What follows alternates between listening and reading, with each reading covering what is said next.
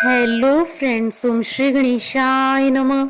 जय श्री कृष्ण। आप सभी का स्वागत है आपके अपने यूट्यूब चैनल पर।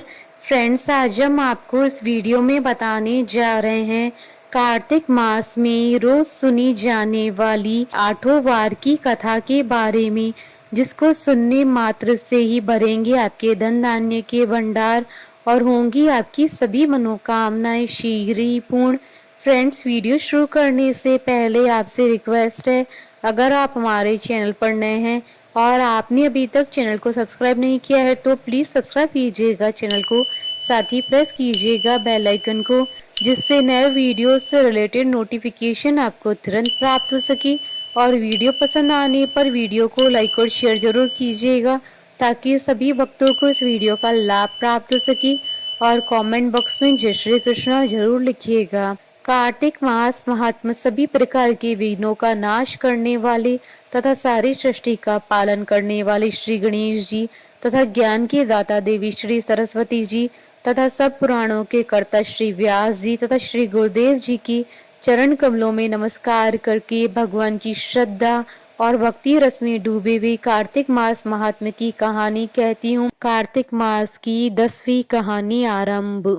किसी गांव में एक माँ बेटा रहते थे और बहू भी साथ रहती थी। एक दिन सुबह माँ गंगा स्नान के लिए जा रही थी तो बहू से कह गई कि मेरे बेटे को सुबह रोटी दे देना। उसने कहा ठीक है, मैं दे दूंगी। सुबह बेटा उठा तो बोला कि माँ मुझे रोटी दे दो। यह सुन उसकी पत्नी आई और बोली कि ना तो तुम्हारी माँ यहाँ है और ना ही रोटी, कुछ कमा कर लाओगे तो ही मैं रोटी दूंगी। वह बोला भाग्यवान, मैं कमाना नहीं जानता। लेकिन बहू नहीं मानी। उसने कहा अच्छा, तुम 4 रोटी आम के अचार के साथ दे दो। बहू ने 4 रोटी बनाई और अपने पति को दे दी।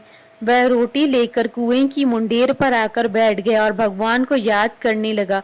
वह बोला राम, मैं कमाना नहीं जानता। भगवान उसकी बात सुन ब्राह्मण का वेश बनाकर आए और कहने लगी कि तुम इतने उदास क्यों बैठे हो। वह बोला मेरी पत्नी ने कहा है कि जब तक तुम कमाना जानोगे और कमाकर लाओगे तभी रोटी मिलेगी, लेकिन मैं कमाना नहीं जानता। भगवान बोले कि मैं भी कमाना नहीं जानता हूँ, लेकिन मैं आठों वारों के नाम जानता हूँ, इससे तुम्हारे घर अटूट भंडार भर जाएंगे। भगवान बोले कि तुम चावल के दाने ले लेना और पानी की घंटी लेना।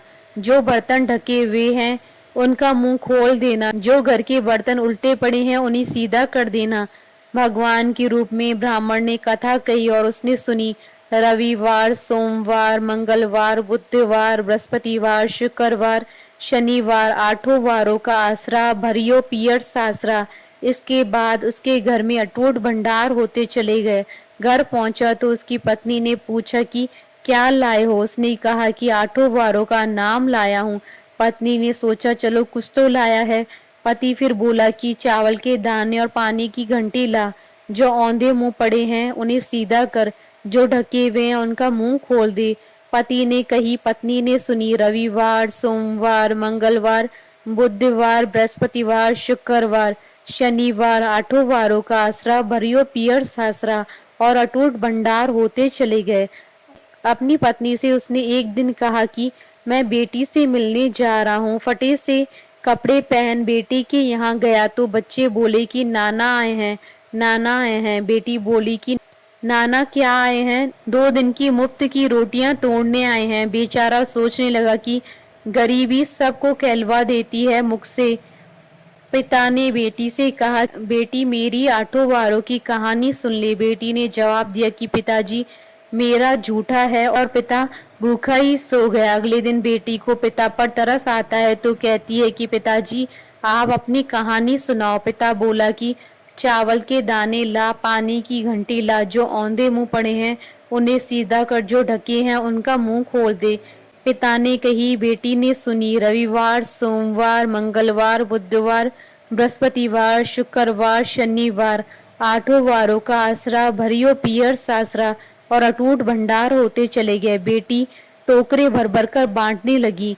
बेटी की पड़ोसनों ने जब कहा कि तुम तो कहती थी कि तुम्हारा बाप कुछ नहीं लाया है, तो यह इतना सामान जो तुम बांट रही हो ये कहाँ से आया है? बेटी ने जवाब दिया कि मेरे पिता तो खाली हाथ ही आए थे, ये तो आठों वारों की कहानी का फल है।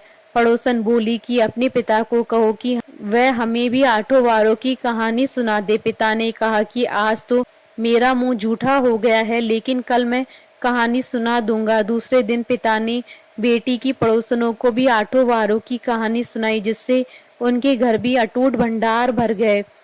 जैसे भगवान के वेश में ब्राह्मण की आठों वारों की कहानी से सबके भंडार भर गए, उसी तरह से कहानी कहने वाले और सुनने वालों के भी भंडार भर जाएं। कहानी अधूरी हो तो पूरी करना, पूरी हो तो मान रखना। बोलिए भगवान विष्णु जी की जय, सनातन धर्म की जय। हमारे साथ इस वीडियो में अंत तक बने रहने के लिए आपका धन्यवाद। ओम श्री गणेशाय नमः। जय श्री कृष्णा।